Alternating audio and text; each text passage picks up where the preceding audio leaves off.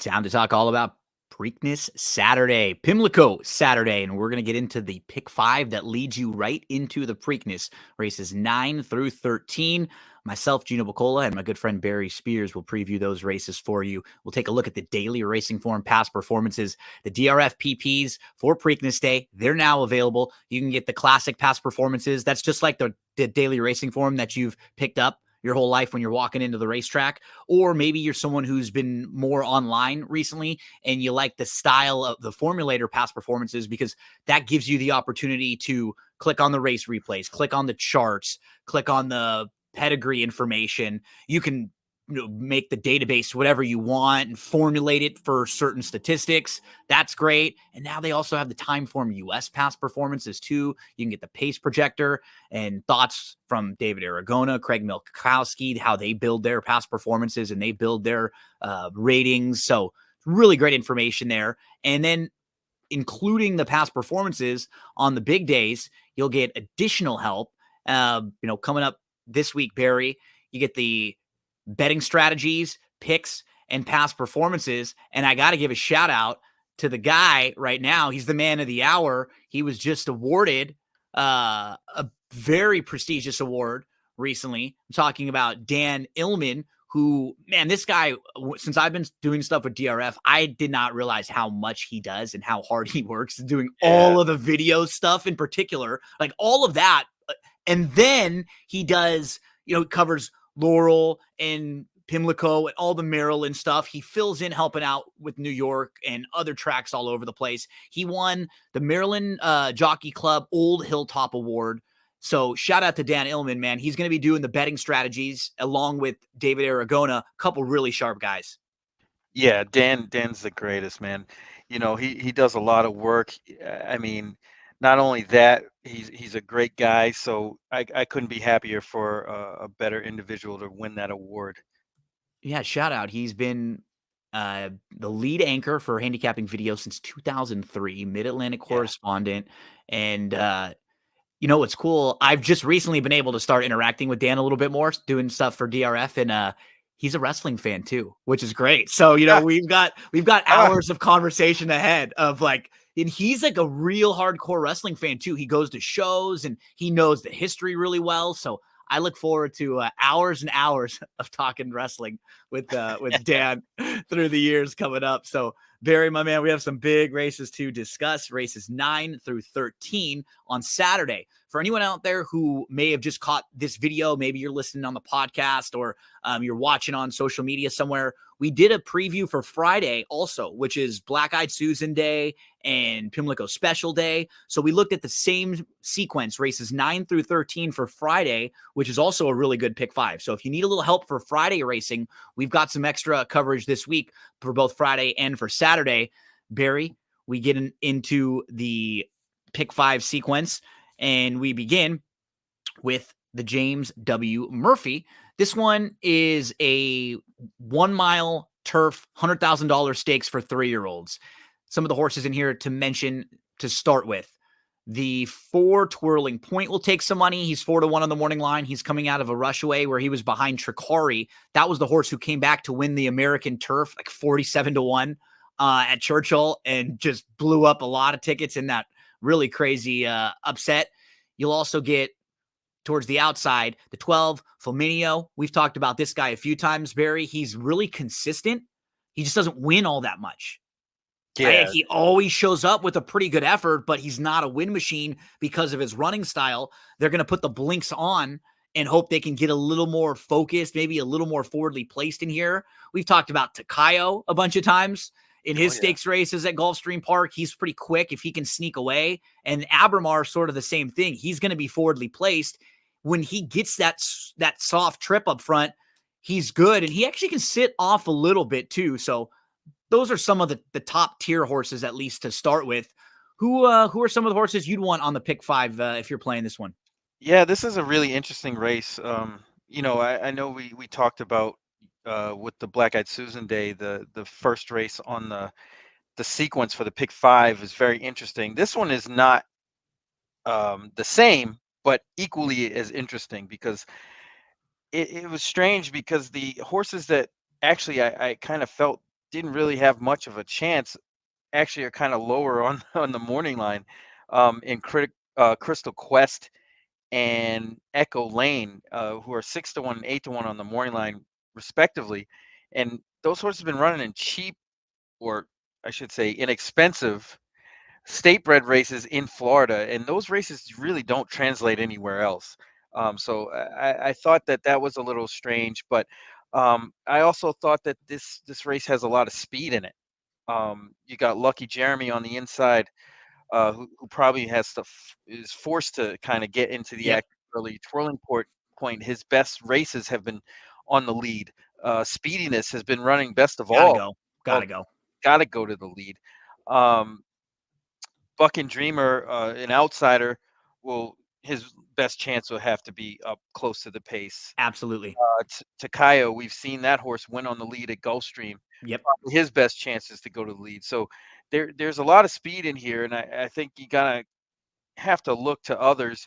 One that I kind of keyed in on initially was number 6, Naptown, uh, out of the Grand Motion Barn with Tyler Gaffleone. This one is kind of one of those ones that we talk about a lot, or I talk about a lot, where the horse comes off the layoff, turning from 2 to 3, runs a comparable race to what they were doing before the layoff. And usually that indicates, another jump up in speed figures and improvement. And I think this one might have that in it, especially going to the turf rather than the synthetic. Munning's horses are pretty good on the turf, so I would expect this one to improve. The connections, everything around this horse probably indicates that this horse might run well on Saturday. Another one at a decent price, or at a big price, I should say, is number 3, Massive. Yep. Yep. Kind of fits the profile. Ran a really, really much improved race at Keeneland with Louis Saez. I know he's not riding here, but Brittany Russell gets Sheldon Russell, and they win a lot, especially in Maryland. So We talked about this horse in that Keeneland race, and he ran well that day because he was a big price. And yes, what I liked about him is when horses come in from Laurel and Colonial sometimes too, and I think you'll see this, like the smaller circuits sometimes and synthetic tracks and stuff, you'll just get lower speed figures. They're just not going to be as big. You won't have as many horses that are just as fast, running as fast.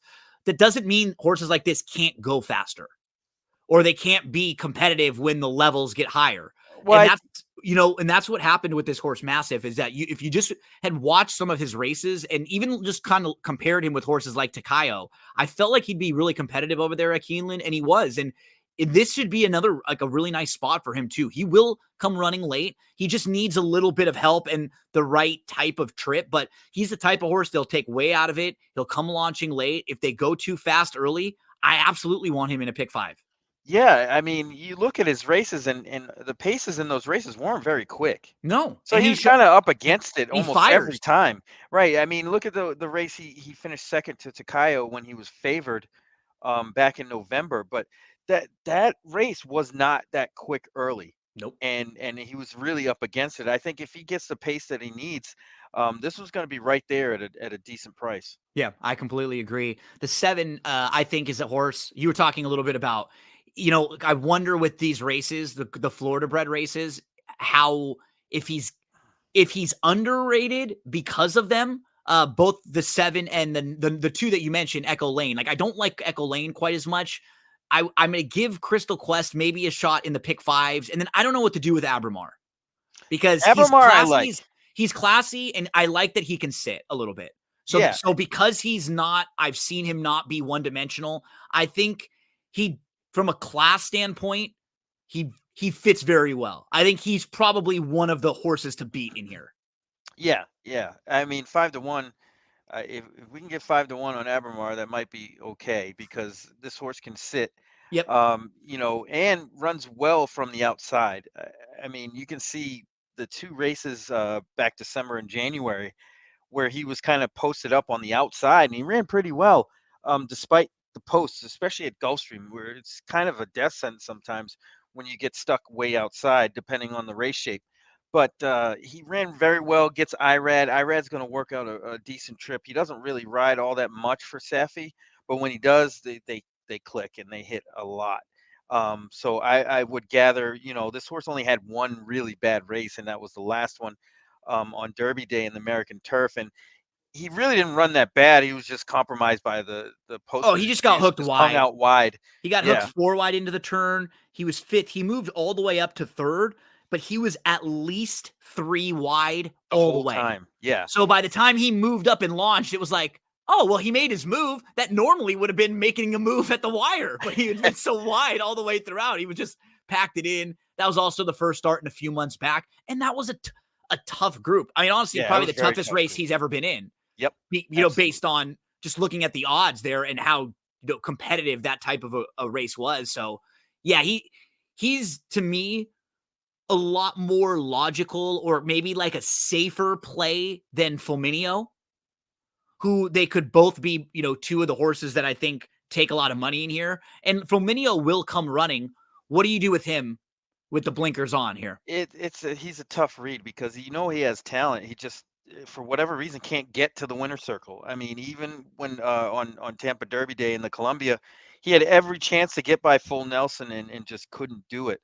Um, he's real interesting, especially price wise. You got to really watch the board on this horse in particular, because you don't want to take too short of a price on a horse like this that has problems finishing races. Yep. But if his price gets up higher, higher than 9-2, let's say 7, 8, 9, 10-1, he may be worth that second look. I just don't want him shorter than what he is here at Right. all. Right. Yes. Yeah, you definitely don't want that.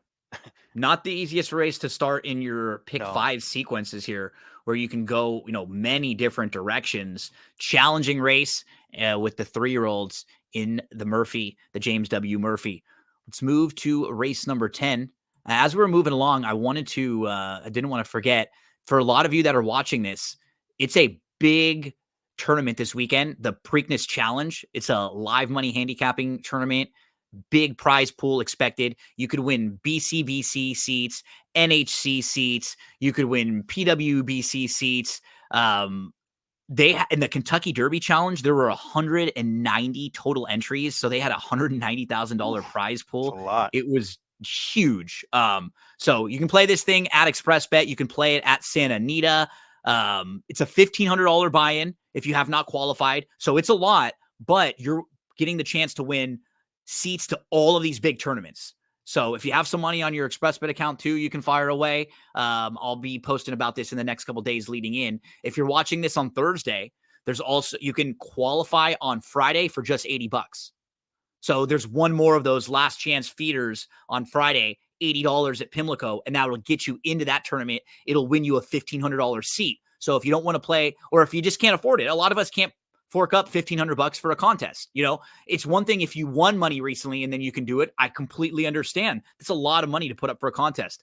Take one more chance on Friday for $80. Maybe you can get in there and you don't have to pay that $1,500. I always try to do it that way.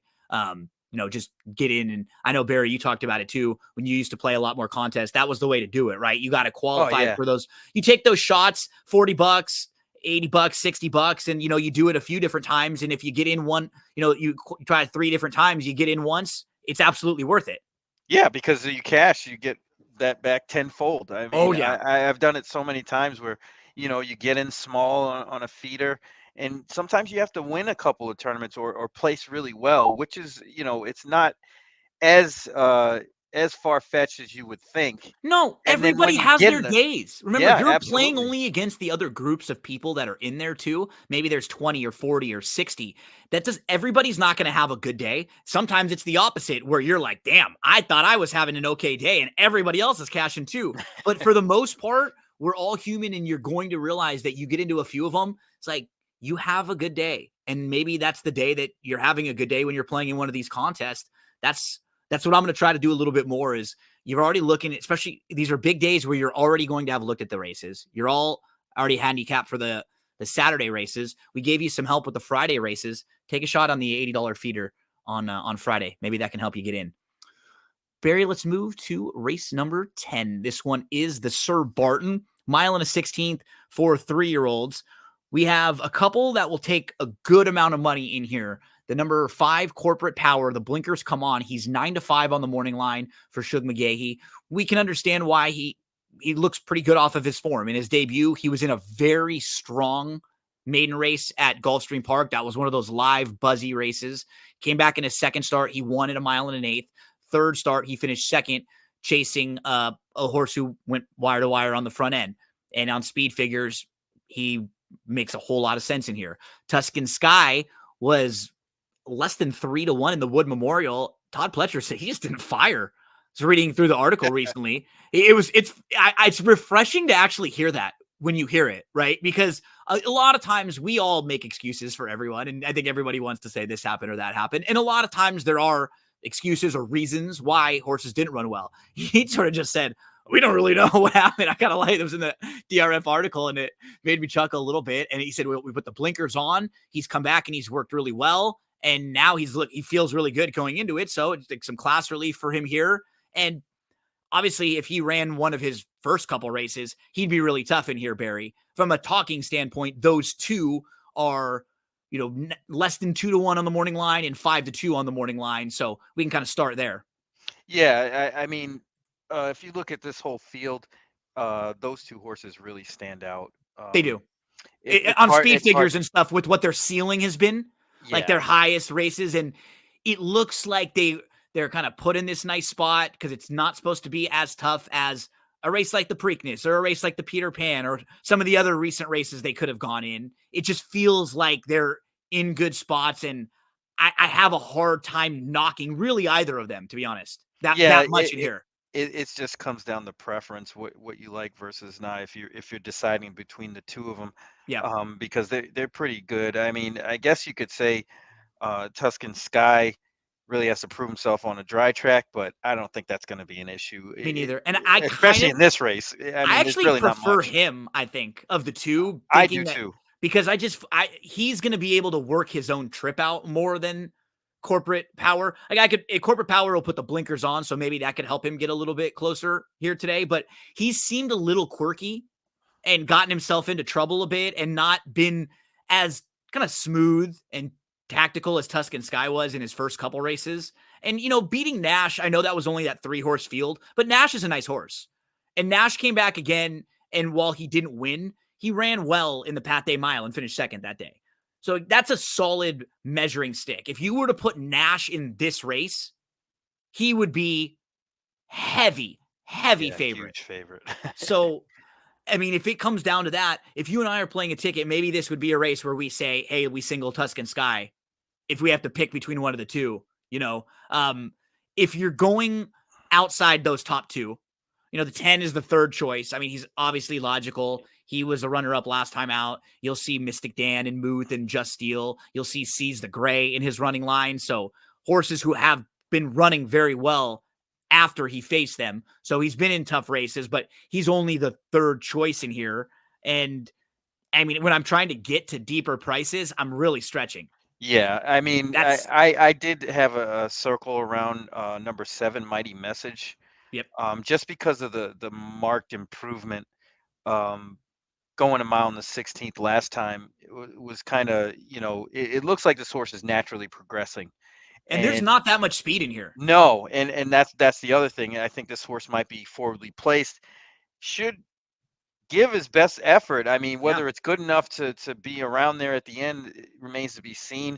But if any of them had a shot at a big price, I would give that one. But the favorites here look to be pretty tough. My big price, if I throw in on a backup ticket, would be Real Macho, because Real Macho had that really good race Right before Dornoch race, yeah. And then the Dornoch race, remember, that was that one that got really weird when those horses all scratched, and it ended up being the small field, and it was just Dornoch on the lead. And Real Macho had to sort of try to chase Dornoch. He kind of had to try to move early, and he missed the break and then had to move early. So I could eliminate that race. And then in the Florida Derby, that was the Fierceness Freak race.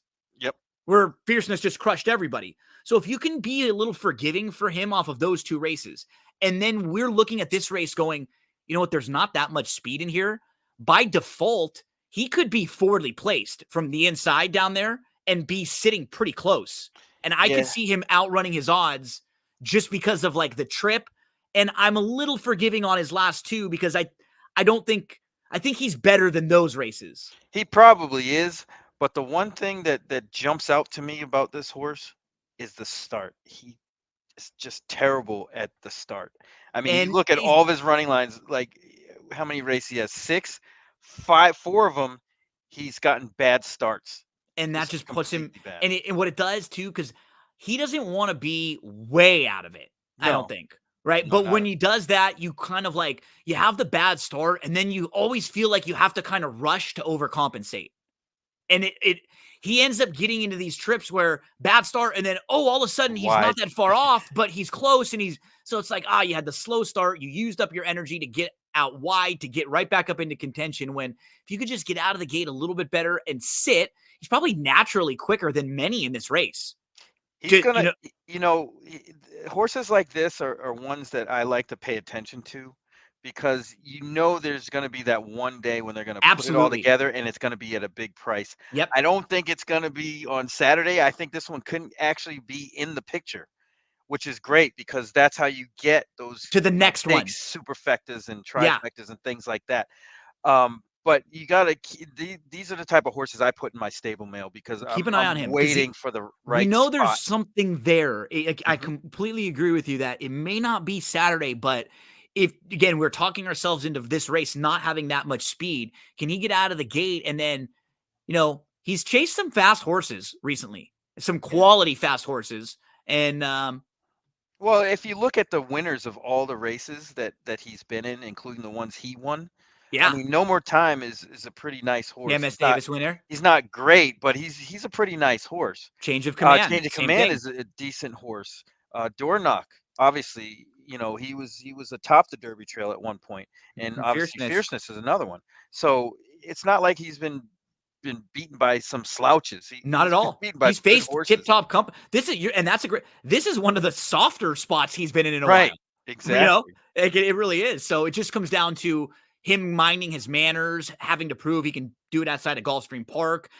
Was it just like were there just excuses, or was it a little bit more than that in the last two races? Right? Because sometimes we think there was an excuse, and there was, but maybe it was also a horse kind of tailing off or not being quite as sharp. So yeah, but at least the price is there if you want to talk yourself into using him in the mix in race number 10, which is the Sir Barton. This is the second leg of the pick 5 that leads us right into the Preakness. Barry, let's move to race number 11. This one is the Jim McKay Turf Sprint. We have some legit turf sprinters going 5 furlongs here, and we have lots of horses that you've probably seen in this division for quite some time. These turf sprinters will stay and become really familiar with each other. If the boat's a rockin', don't come a knockin', my friend. That's what I'll tell you. You know that about the boats, the vans, any of those things that knockin', you stay away. Some of the major players are towards the outside. Beer Can Man was really impressive when he won this race last year. Yeah. We talked about this race together with Yes, him, we I'm did. pretty sure, last year. And because he was, I think, 8 to 1 on the morning line, something like that. And he got bet down and he ended up winning. We only won by a neck, but he was impressive that day. And it almost feels like last year they ran in the Breeders' Cup. Didn't run all that bad, but he's in a little bit tough there. So things need to go great for him. Give him time off. He starts the year. They go over to Keeneland in the Shakertown and they say, okay, we can run at Keeneland and then kind of, if he runs well, we could probably come back in the Derby week. If not, maybe we go into a softer spot. And I think that's why they end up here, hoping that it's a little softer. And that ends up being the case. He's, 5 to 2 on the morning line. So I can make an excuse for him. And I think I'm okay because there was a good turf course last time out. I think that's the one reason why I'm okay with saying he just didn't show anything similar to what he had before. Now, the counter to that was he'd fired better on good turf courses before. He wasn't that bad, but I'm giving him some back and forth. He's certainly going to be a short price in here. Let's start talking about the beer man from the outside. Yeah, I think he's gonna run well again, because this is quite the drop in class from that Yep. last race, and this suits him a lot better. I think this horse is just way better at 5 than he is at 5.5 or 6. And I think this is what the doctor ordered, And except for the fact that he's drawn way outside, which is not the greatest. the only positive would be that going 5, if he has to stay a little bit wide, I think he's That's okay okay. doing it at Mhm. 5 versus 5.5 or 6 or 6.5, right? Where he has to go a little farther. He can probably do that here because he probably is a little classier than most of these, Yeah, you know? and I think that'll serve him well late in that race. Yeah. There seems to be a lot of speed here, though. Yeah. Kind of reminiscent of the first race of the sequence, race 9. Yep. There's quite a bit of speed, and I think it sets up for a few closers. One on my radar at a big price is number 4, Midday Image. Mhm. Full disclosure, I have a picture on this horse on my wall in my office. Nice. Uh, I was in the winner's circle when this horse won at Gulfstream in the Claiming Crown a few years back, and Cool. when he was trained by Louis Carvajal, who was a good friend of mine. Um, but this horse has been stellar wherever this horse has been on the turf. Um, going longer, just a straight speed horse. Then they cut the horse back as he's been getting older, but he still has that kick, and he showed it last time in the lower level, optional claimer at Laurel. But I think that sets this horse up for this kind of A run, nice and primer. exactly, and I think this horse has some more in him. And this race kind of sets up very well for a horse like this. Well, because if you're So using just the horses Witty and Boats a Rockin', if we're using them as like a common rival or a gauge, he was favored in the race against Boats a Rockin'. mhm. And when he faced Witty, he's right there. We also see him beat Boats a Rockin' previously. And those horses are 9-2 and 6-1 on the morning Right. line. And he's 20-1 on the morning line. So it's going to be interesting how this horse is bet um, on Saturday, but I think this horse has a good shot. Another one is Smooth B, the 6. You can toss that last one, and it makes you wonder why they even run this horse on the dirt at all, because his turf efforts have been pretty good. Especially recently. Yeah. The problem is for whatever reason, he just doesn't win at this distance. Yeah. Um, he's right there every single time. I gotta give him a shot here because he's gonna be higher than the 12-1 based off Because his of the last 2 0 efforts. and because of the 0 for 14 on the turf, right? People will see the 0, but he has half of his races that are very competitive. Right, and they fit with this group. I They mean, do. if he was higher or at a higher level, if this was like a grade 2 or a grade 1, I'd probably give him no shot at all. But these horses in this race aren't very far off. I mean, I guess he's a little older. He's 9 years old, but he still has some punch. I would tread lightly, though, just for those reasons, but it wouldn't surprise me if this horse runs well. And then obviously the 2 outside horses, Witty, and Beer Can Man, Yeah, are they get definitely the on the trips. radar for that. Yeah. Uh, Horse like Charging, kinda I gave a second look to, but it's just I don't see how this horse can last with all this pace pressure. Yeah, he kind of by default, it was sort of like a blessing in disguise thing for him last time out where he got behind horses. He kind of got shuffled a little bit and he settled fifth in between horses and it worked out kind of well for him because he was able to sit behind and he moved through to the lead and he opened up. He tired late though, and I just don't even know. Like that was about the perfect sort of setup for him where he got shuffled back, but then it put him in a spot to sit and move. I I wanted to get there with him too. Like I like him as a horse, and I want to like him more, but he's um he He's was a up tough. against the I the know the the the shape the of the race. pace. Yeah, the race The shape doesn't really favor his style because I don't really think this horse wants to come off the pace. Even though he did it last time, you saw what the results were. He really didn't come through. So I think I have 11, 12 as the top tier. I have one other horse with them that I think could really get the trip. And this is not usually my type of horse to play, especially from the rail. And a horse is coming off a bit of a layoff too. But I'm looking at Groom's All Business, and I just started going through his form overall, and he could sit a really nice trip if he's not getting shuffled from the rail. So can he just show a little bit of speed, sit behind? He's a first-time gelding. He's coming off the bench, but he has 3 times. He's come off the bench twice, and then he fired in his debut. He won his career debut, and then his 2 starts off the bench, he was second and ran really good races in both of them. So off the long layoff, he's been good. This Barn, they're 12 for 65 over the last 180 off 181 days layoff. So that's an 18% clip. So the Barn is good off the bench. This horse particularly has fired off the bench. He could sit the type of trip I'm looking for here.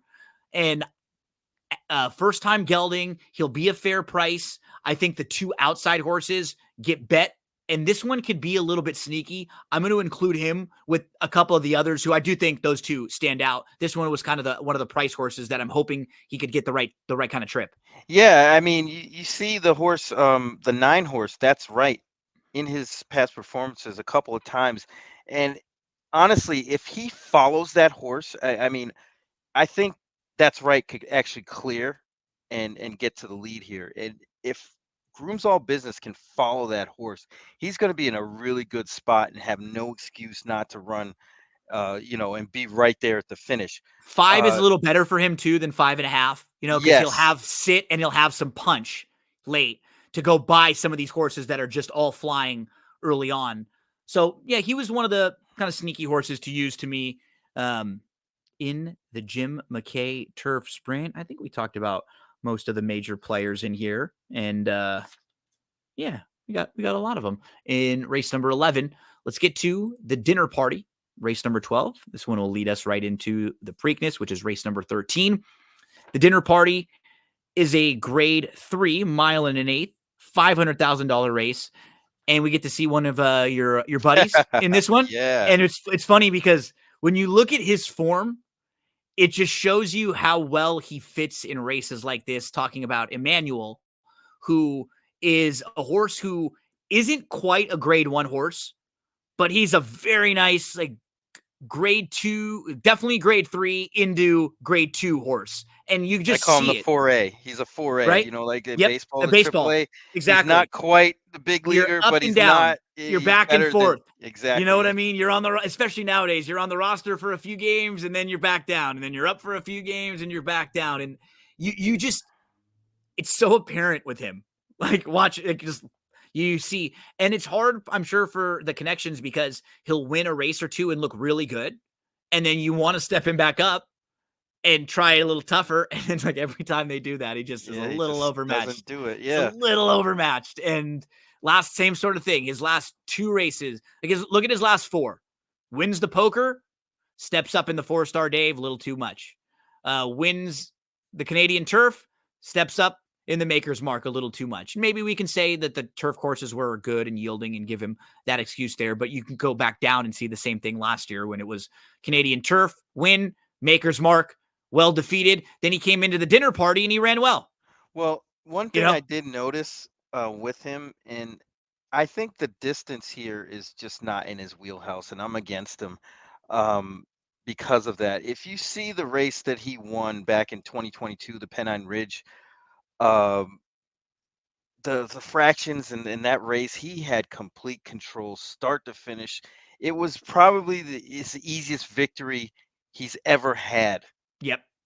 by a mile. And I don't think he can duplicate that when he's going to get a little bit of pressure because he's probably going to face that.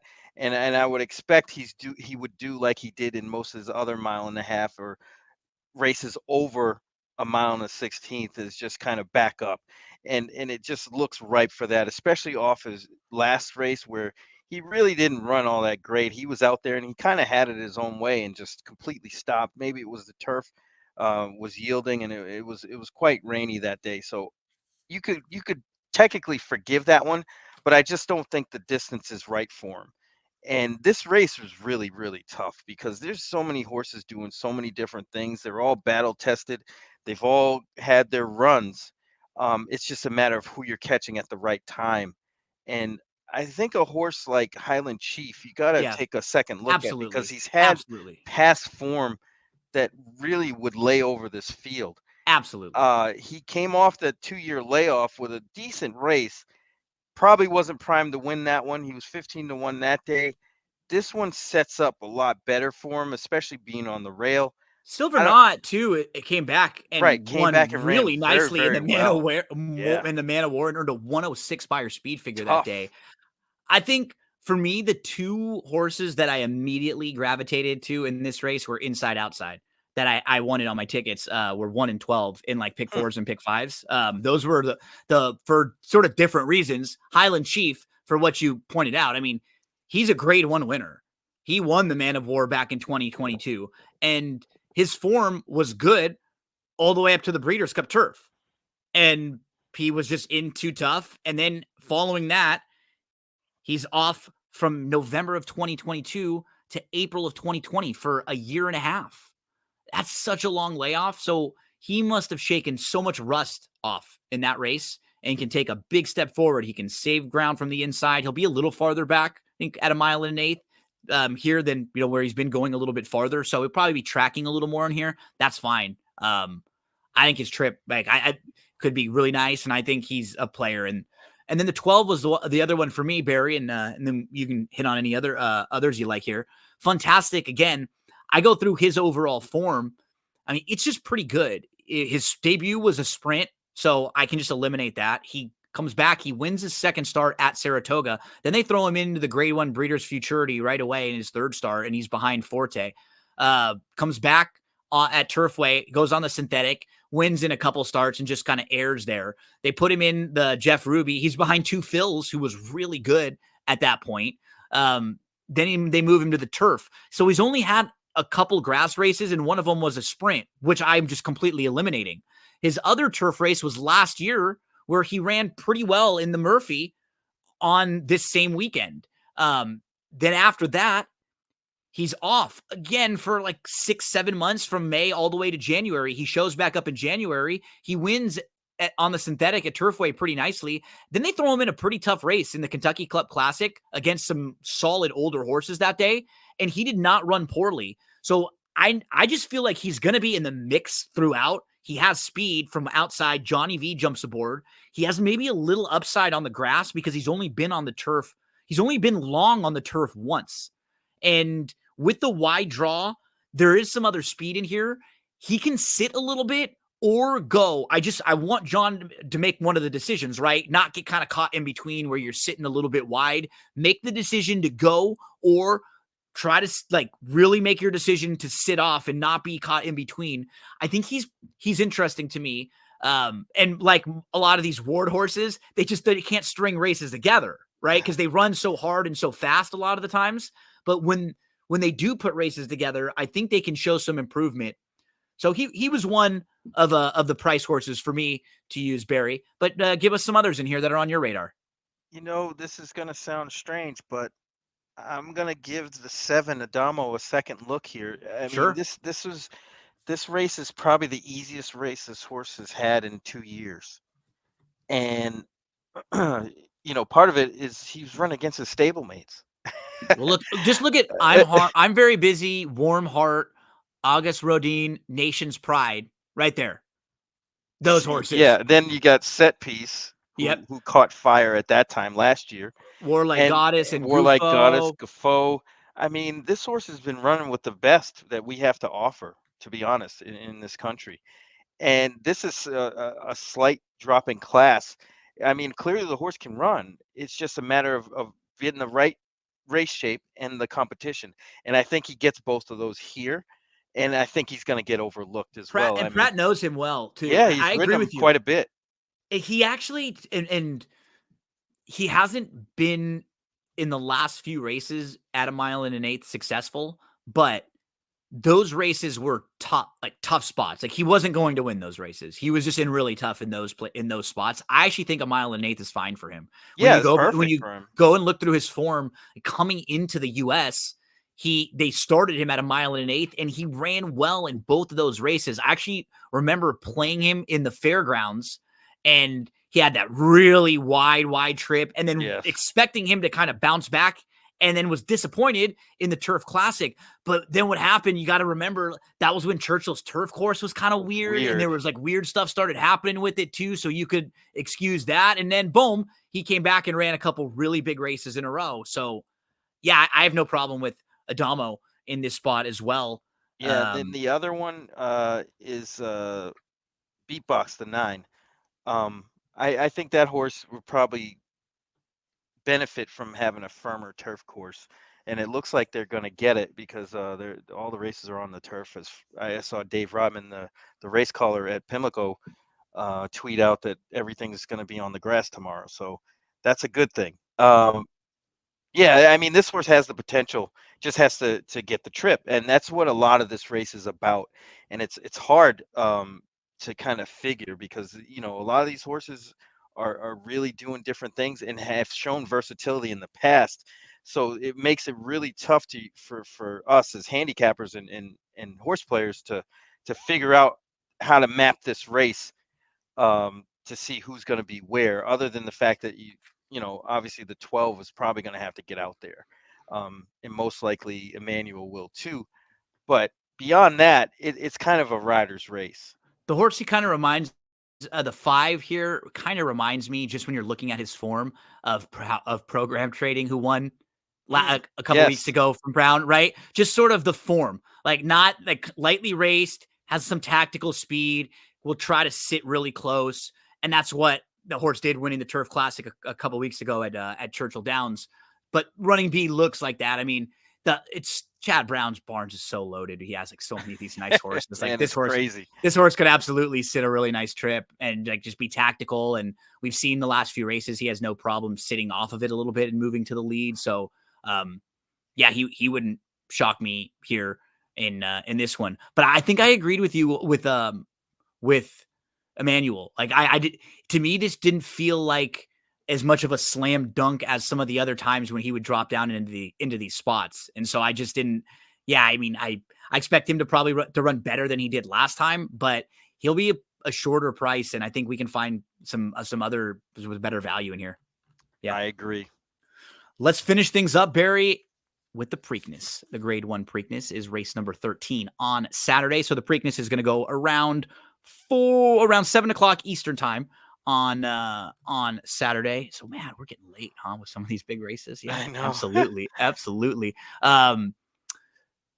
Scratch of Muth. I'm sure most of you who are watching or listening to this probably know that by now. So Muth was going to be your 8-5 favorite on the morning line. He's out. That will change things quite a Everything, bit, right? I mean, everything. we've seen the morning line. I believe we've seen the adjusted morning line. I don't even really know how much to take into any kind of adjusted morning line other than Mystic Dan's going to be favored. And I'm really, really confused about where the money's going to go after that. Because, I think it's really going to go to imagination. okay, because so with the Baffert runner coming out, it would be very logical that the other Baffert runner would get a lot of that money with Baffert's success in the Preakness. He's not far off by some of his better speed figures. You also get some of the Dettori money as well because he's such a well-known rider. That would be a really cool feather in his cap to win a Yeah, Preakness. that would be so sweet. It would be really cool. And without, I don't know for sure what they were going to do if Muth was in here, but I always thought this horse was just going to be sent really hard from the outside because I don't think he wants to sit. In watching his races, he's hung maybe the wrong word. He's had 3 different times where he looked like he was going to win races by open lengths easily. And he Didn't. he finished second in one of them. He won by a head in the other, and he finished second in the other. So he strikes the front and he's been there at the top of the lane and not wanted to keep going when he's been sitting. I feel like if that's the case, just try to open up and get get some separation. But you have him, you have Dan. Dan flew out of the gate in the Derby. Yeah, he did. He was like a length ahead of everybody else.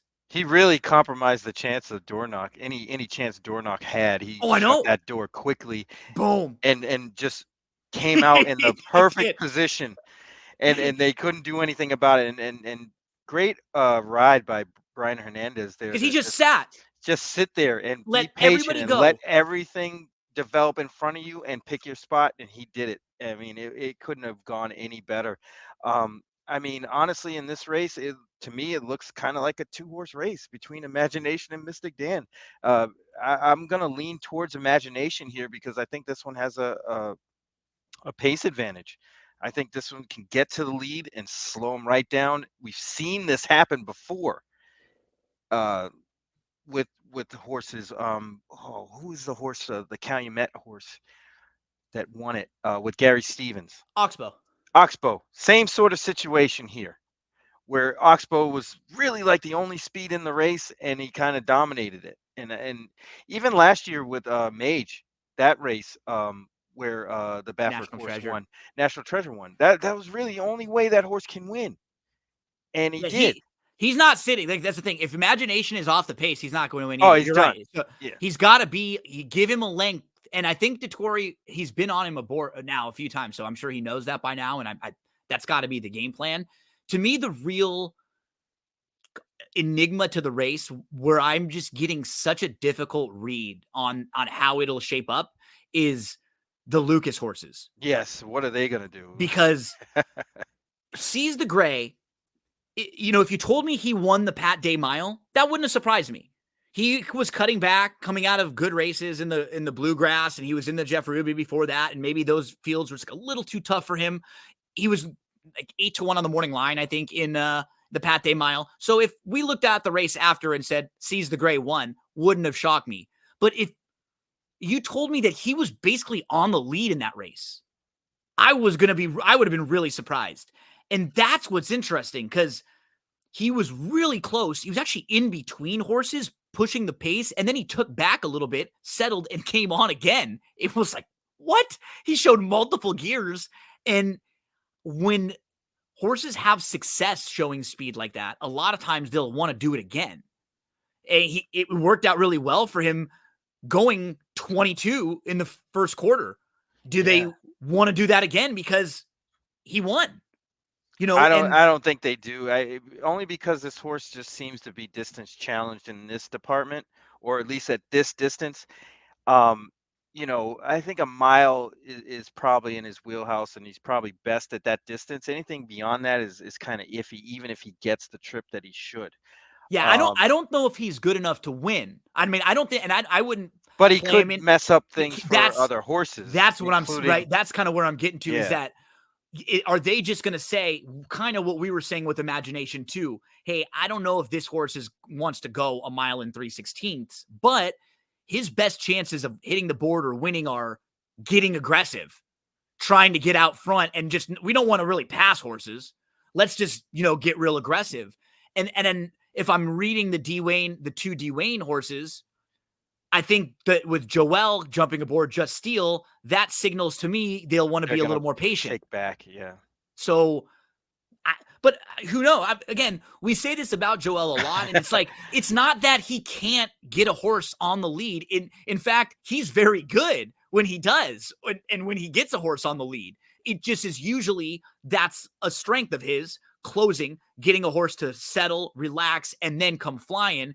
And so when you see a trainer or owners put that type of a rider on a horse, we think that's the type of tactics they may have. These two are what really make the race difficult for me to gauge based on the pace, right? Because I feel like one of the two of them will be close early or trying to push it.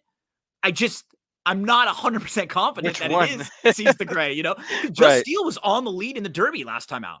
Yeah. He was right there. He's been close to the lead sprinting before. Just Steel defeated Mystic Dan 2 starts back.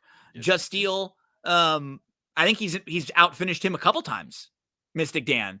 And he's just cool things to mention. Dwayne Lucas has won 6 of the Preaknesses now. Baffert's won 8. So Lucas is looking for his 7th now. This horse, he debuted in June of 2023. So he's run 12 times in 12 months, which is just That's cool. how it should be. You don't see that anymore, and Yeah. this will be his 13th race in 12 months as of Saturday, because it'll be the 16th, it'll be what, the 18th. So it'll be 12 full months, and he'll have run 13 times. So I don't think the Lucas horses will have a problem with the short turnaround, or like, I don't think this horse will have a problem with foundation. It's just more of, he's the price horse that I've been warming up a lot more to after Muth scratched. And as the week has gone on, just kind of curious what price he will be. And can he hit the board if I'm playing some tries and stuff? Because he's fit. Joel's aboard. He can finish. Can he sit? Can he sit a trip where he's in front of the 3 inside horses and just behind the speed horses? Right? Where he's closer than the 1, 2, and 3, and he can grind into it and hit the board. I'm Yeah, kind of I think so because the 1, 2, and 3 seem like they're just going to drop off. they're going to be taken back. Yep. And so, in this smaller field now, if Just Steel is only 5th in this race, and he doesn't have to be that far out of it, and then Joel's able to get him to settle, and you have a nice finisher, like that's how he wins. If he's 8th, I don't think he's going to pass everybody. Right. Yeah, You that's know, difficult because the race shape doesn't indicate that it's going to be lightning quick up front with, these closers just going to and be able to run everybody down because easily. I'd prefer, like, if they were on even terms, I think Catching Freedom's a better late finisher, right? Like, if they were sitting next Absolutely. to each other, I think Catching Freedom would outrun him. So for Just Steel, the key for a horse like this is trip. You don't want to get caught up with that much with the horses in front of you, but you really want to try to work out that trip where you can get in front of the deeper closers. So he's kind of the price horse I'm talking myself into. I mean, the 8, he's just going to be way too short to bet on the win end. Way too short in this race. I understand all of the Tuscan Gold stuff. He's like, I completely understand. He's logical. He's lightly raced. The Louisiana Derby's come back well. He was really wide in the Louisiana Derby, super wide early, and then at the top of the lane, he looked done, and he kept trying. Even when you knew he wasn't going to win, he just didn't want to get beat by all that much. I like all of those things. Yeah, his He first might be foray. 7-2 though. You know what I mean? Like he might be Yeah. really short in here. Yeah, his first foray into stakes company was decent. It was a really good effort, and I expect him to improve off that. But like you said, he's probably projected to be one of the, or, third or fourth choice in here, which doesn't bode well as far If as he was price. 8-1 Yeah, in I'd this take him. race, I'd I'd take play him. him. Absolutely. Right. I'd And take him. because that's the price you want for a horse like this that is still a little like not as proven as the others. That you want a little bit more of a price. He should never have been like a double digit type horse in a race like this, but he should be 8-1 in here. If he is like, he just feels to me like he's going to be way, way shorter. And that doesn't even have me discount his win chances. It's just, what are his win chances at his price? Right. And I'm kind of like, I'm thinking Catching Freedom is the horse that's not going to get bet as much because of the way the race may shape up now. He might be value. He just might not be getting the trip. Like if he was to stay closer to 6-1, that's fair. I I'm think just that's really, what you'll get. I think Tuscan Gold is going to get bet before him just because, like you said, the race shape isn't the greatest for Catching yeah. Freedom. So you could probably interchange those two as third and fourth choice with I say Tuscan Gold. 8-9 get a lot of the Muth money. Yeah, they definitely will. They'll I think split that. it's Yep. these two because Dan was going to get his money anyway, so Anyway, yep. he's going to be a little bit shorter. But these are the two that feel like, okay, now their chances of winning this are a lot easier without a Muth in this race. Yes. And that's why their odds will, I think, reflect it a whole ton. A horse like Catching Freedom, he could get forgotten about a bit. But it's really funny because when I'm looking around and like reading through some like very, very sharp and respected people on social media, I've seen completely different projections. Like some are convinced, like you and I more, that yeah, I think it's going to be Tuscan Gold and probably Imagination that takes some of the money. I've heard people that say that, wow, that like it seems like Catching Freedom's getting a lot of the buzz. So I've heard all different things. I if you're playing this race individually, this is probably a good race to wait because I do feel like between Catching Freedom, Tuscan Gold, Imagination, I think one of those three will be a playable price. Yes.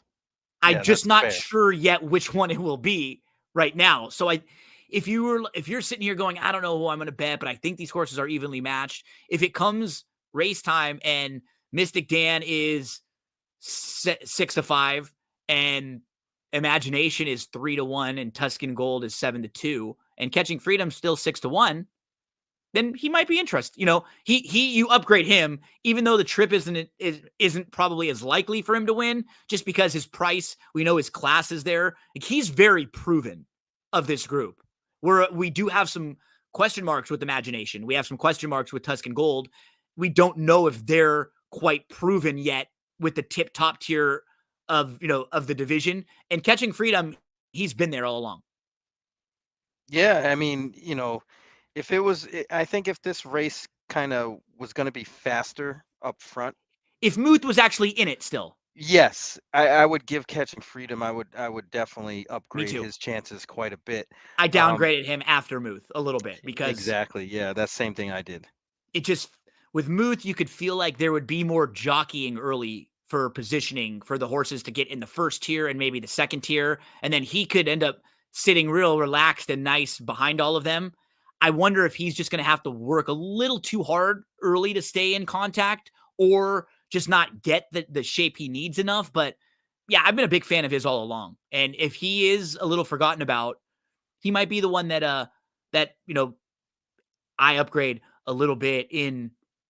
What's an intriguing renewal of the Preakness, man, because we have your Derby winner. He's back. He's been looking good. And for all of us as racing fans, racing fans and gamblers, they're two different things, right? We have our gambler's hat and we have our racing fan hat. Gambler hat always is the most important hat. We got to be honest, right? That's the one, the money, the pocketbook. That's the one that's going to keep you up at night a lot of the time. But why we all got into this is because we're racing fans and because we do you still get the feels sometimes. And so Mystic Dan winning, going into a Belmont at Saratoga, that would be pretty cool. That would be with really the possibility of 3 weeks leading into that with the Triple Crown there for like the Saratoga Belmont and the buzz, and how just unique it's going to be, how different it's going to kind of feel and look and everything. So I'm glad for Ken McPeak and Brian Hernandez Jr. because these are two really, really good horsemen who have been around for a long time. There was solid. An article written early or two about like their loyalty together, and they were very deserving of getting the spotlight and getting these few weeks of being the belle of the ball, that everyone wants to talk about and everyone wants to interview and see. And they would be very good ambassadors leading the charge for another 3 weeks into the Belmont at Saratoga. Yeah, I mean, this is what we live for as horse players and fans. I mean, Mystic Dan has a real good opportunity to go in with a shot at the Triple Crown. Not only that, it's going to be at Saratoga, which is insane to think about. It was all crazy in 2020 when the Derby was in September. Now we have this going on, and it could be another unique kind of event all the way around. I mean, it is anyway, but with a Triple Crown on the line, I mean, that it doesn't get better than that. Here's a look at the field for the Preakness. Remember, folks, you can get those past performances right now and everything you need for Saturday at Pimlico with the betting strategies, DRF picks, past performances. You get the help from Dan Illman and from David Aragona. Barry, what do you want to mention before we get out of here? Going in Circles Big Monday. Are you showing up anywhere else to talk races this weekend? What else can we find from you? No, I'm just kind of laying low. We did our 2 shows and just trying to enjoy I put you it. to work enough. We already talked 10 races, you know what I mean, between those 2 days. So and then not easy races either, right? A lot of challenging ones too. Yeah, that's what we're in it for. So make sure if you need a little help for Friday, we've got you covered. Barry and I did the Friday pick 5 for Pimlico, races 9 through 13. And then if you want more in-depth horse by horse, positives, negatives for everyone, even more than a betting preview, Angela Herman joined me to go through each of the horses. We kind of talked about all of their, their history leading up. And then Angela talked a little bit about Canterbury that has opening day on Saturday this weekend coming up. So Barry, buddy, thank you so much, my friend. The second Jewel of Racing Triple Crown comes up this weekend. Let's see if Mystic Dan can make it 2 for 2. Barry will be back with me every week. We talk about the biggest races going on or we pick out a fun, challenging sequence and try to help lead you in the right direction. That's what it's all about. We're always about trying to help one another. I was very lucky in my life that I met a lot of people and was able to tune in and listen and learn from a lot of people that were really, really smart and taught me things that I'm using all along. And I just hope that we're able to pass some of that great stuff along to some of you out there and lead you in the right direction. So let's all have a fantastic Friday and Saturday. Preakness weekend is coming up. We'll be back real soon. Thanks so much for hanging out with us. And don't forget to subscribe on YouTube. Throw up that like sign. That really helps us out, getting the video shared around. You'll hear more from us coming in the next few days.